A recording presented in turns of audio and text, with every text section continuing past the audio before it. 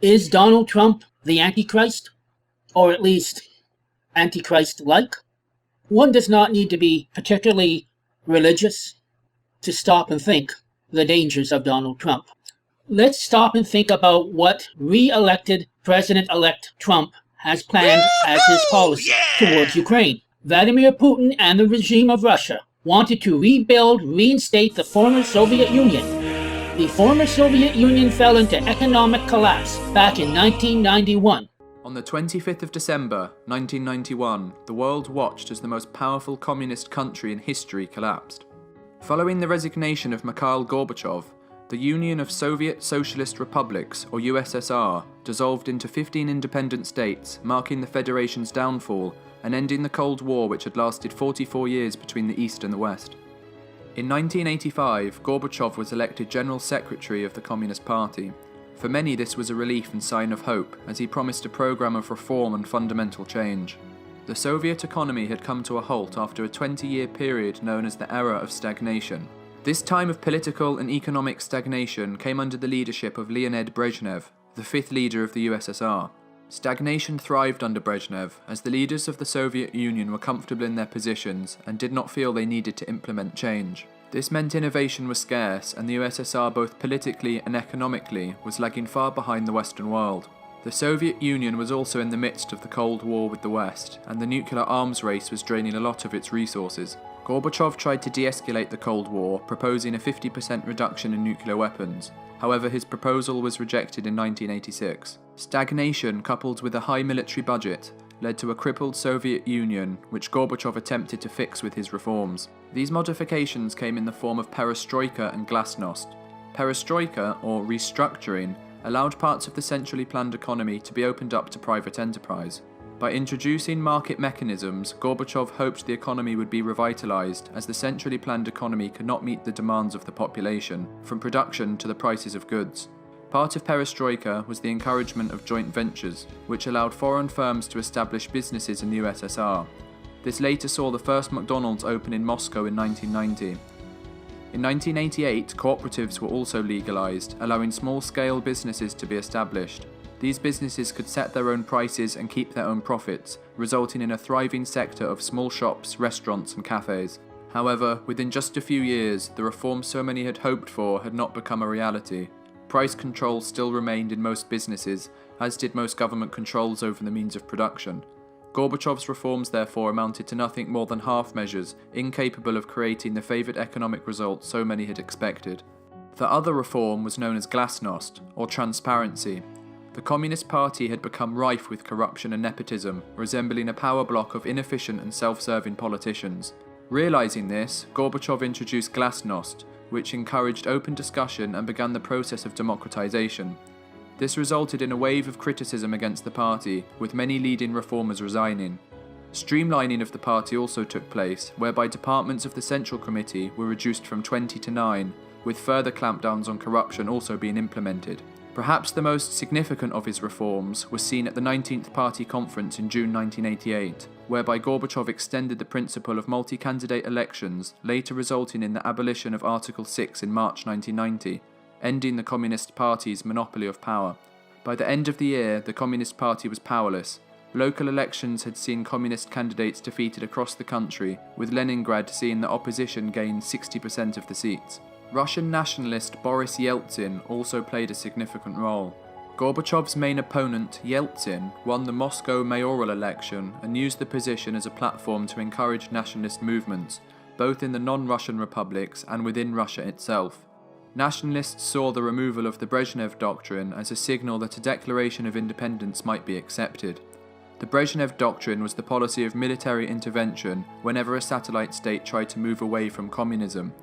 By ending this, Gorbachev removed his control over the satellite states without replacing the policy with anything that would retain his control.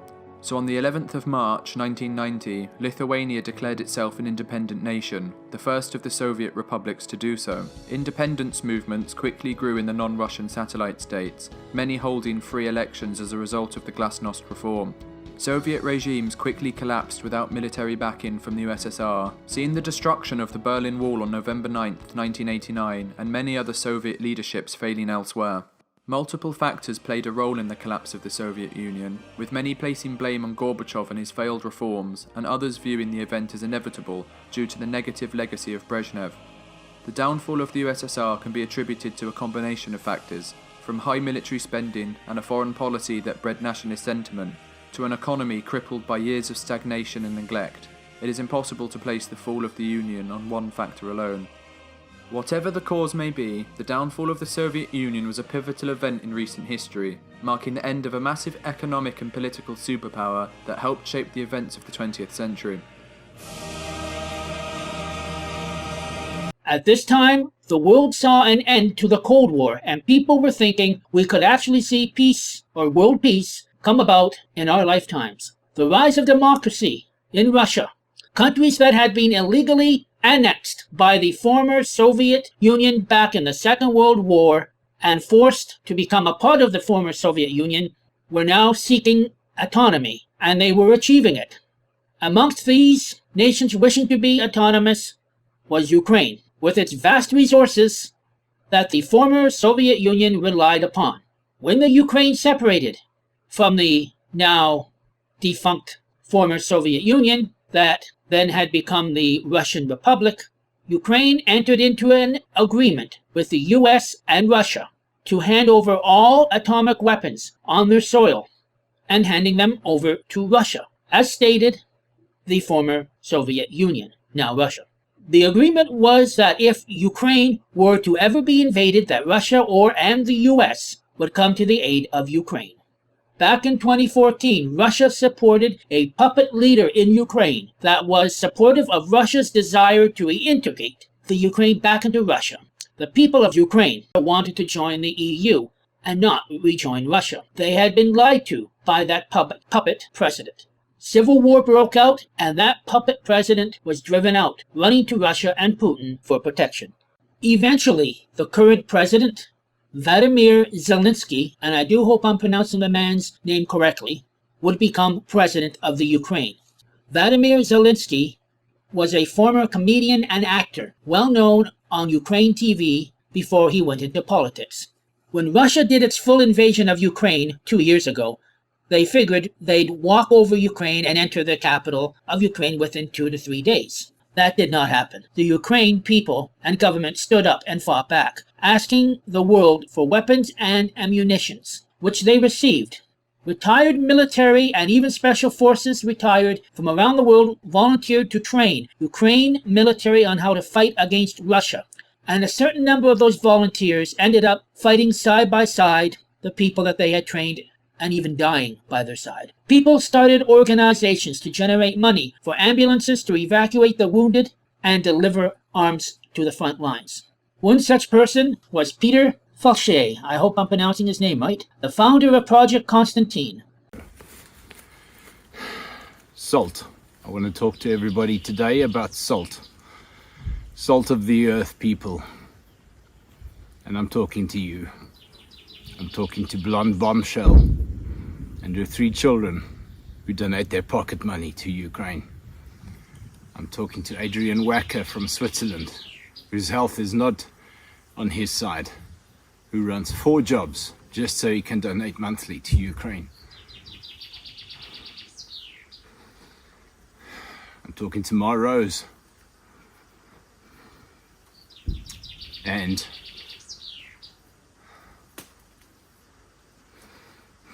Dasha from Kharkiv, who's just given birth to a baby, who together with a couple of her friends donated $1,000. That should have gone to her child. She bought us an anti-drone system. I'm talking about the Greg Terry experience, Rick the Ukrainian, Andrew Mercado, NAFO, Ukraine's 5th emergency service. And of course, my good friend, Dick Dawson from the Shills, and all of the thousands of people that donate money and equipment through humanitarian agencies like theirs, and just straight to Ukraine.